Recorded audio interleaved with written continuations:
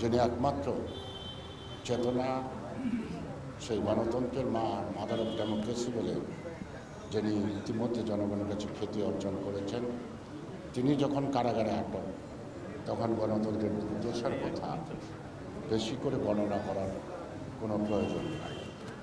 তাই আজকে গণতন্ত্রের স্বার্থে, দেশের সাথে, স্বাধীনতার সার্বভৌমত্বের সাথে বাংলাদেশের যে অর্থনীতি, যে দেউলিয়া অর্থনীতি, এর থেকে মানুষকে বাঁচাতে হলে বেগম খালেদা জিয়ার মুক্তি অত্যন্ত জরুরি। সুতরাং এই সরকার ভীত, কারণ যে সরকারের জনসমর্থন নাই, যে সরকার মানুষের অধিকারের সাথে প্রতারণা করে, যারা ভোট দিনের বেলায় না করে রাত্রিবেলায় চুরি করে, এবং সরকারের সংশ্লিষ্ট নির্বাচন কমিশনের যৌথ প্রযোজনায় সেই 16 কোটি মানুষের ভোটাধিকার যারা রাতের অন্ধকারে প্রতারণার মধ্য দিয়ে চুরি করে, তাদের শক্তি সাহস থাকার কোনো কারণ নাই। সে কারণেই তারা জনগণকে ভয় পায়। আর জনগণের যে দল, সেগুলো জাতীয়তাবাদী দল, এই দলকে তারা চরমভাবে ভয় পায়। তো যারা আমাদেরকে ভয় পায়, তাদেরকে ভয় পেয়ে যদি আমরা ঘরে বসে থাকি, আমরা যদি আমাদের দায়িত্ব পালনটা না করি, আমরা যদি জনগণের কথা সঠিকভাবে উপস্থিত না করি, তাহলে একসময় জনগণও অভিমানে আমাদের থেকে মুখ ফিরিয়ে নেবে।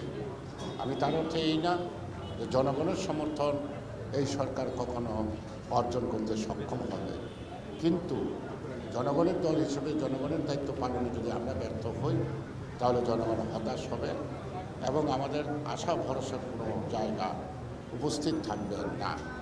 সেই কারণেই শহীদ রাষ্ট্রপতি জিয়াউর রহমানের ঘোষণায় যেমন স্বাধীনতার যুদ্ধ শুরু হয়েছিল, দেশনেত্রী বেগম খালেদা জিয়া অক্লান্ত পরিশ্রমের মধ্য দিয়ে আপুসীর নেতৃত্বে একসময় স্বৈরাচারের কবল থেকে গণতন্ত্র উদ্ধার হয়েছিল। আজকে সেই বিএনপিরই একমাত্র দায়িত্ব সেই গণতন্ত্র পুনরুদ্ধার করা এবং এই স্বৈরতন্ত্রের অবসান ঘটানো এবং দেশের লুটপাট দুর্নীতির হাত থেকে জনগণকে রক্ষা করা। আজকে অর্থনীতির অবস্থা ব্যাংকের শূন্য, নতুন কোনো বিনিয়োগ নাই। বিনিয়োগকারীরা যারা বিনিয়োগ করেছেন, তারাও বিনিয়োগকৃত টাকা ব্যাংকে ফেরত দিতে পারেন না। ইতিমধ্যেই গ্যাসের দাম বৃদ্ধি, তেলের দাম তো অনেক আগে বৃদ্ধি। পৃথিবীর বড় বড় ধনী দেশগুলিতে তেলের দাম আমাদের থেকে অর্ধেক, আর গ্যাসের দামের কথা নাইও বললাম। আজকে যে হারে গ্যাসের দাম, তেলের দাম, এইটাকে মোকাবেলা করে কোনো উৎপাদনমুখী শিল্প কারখানা টিকে থাকতে পারবে না এবং বহির্বিশ্বের বাজারে কোনো মতেই তারা প্রাইস মিনিমাইজ করতে পারবে না এবং প্রতিযোগিতায় টিকে থাকতে পারবে না।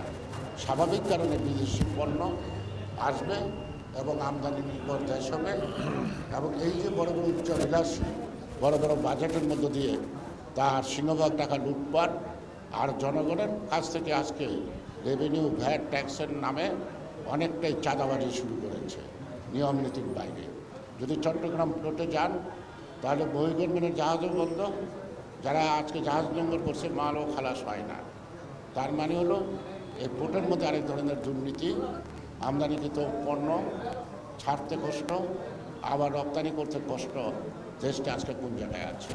আজকে যে যেখানে আছে সরকারের, সে সব জায়গায় রাতারাতি বড় লোক হওয়ার জন্য লুটপাটে ব্যস্ত, দেশের কথা কেউ ভাবে না। সেই কারণেই আজকে আপনাদেরকে বুঝতে হবে যে আপনাদের কত দায়িত্ব। আর 30 তারিখের যে নির্বাচন, এই নির্বাচনে আমাদের মন খারাপ হওয়ার কিছু নাই, কারণ 30 তারিখের নির্বাচনে আমরা পরাজিত হই নাই।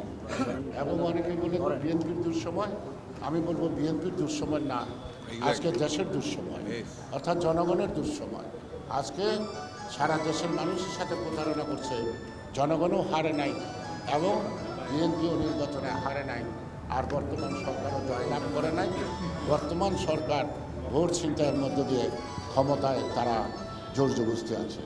সেই কারণেই আজকে আমাদের যে নেতৃত্বের মূল অনুপ্রেরণা জেলখানায় আবদ্ধ, তাকে আমাদের মুক্ত করতে হবে এবং এই মুক্ত করার জন্য নিশ্চয়ই আমাদের দায়িত্ব আছে।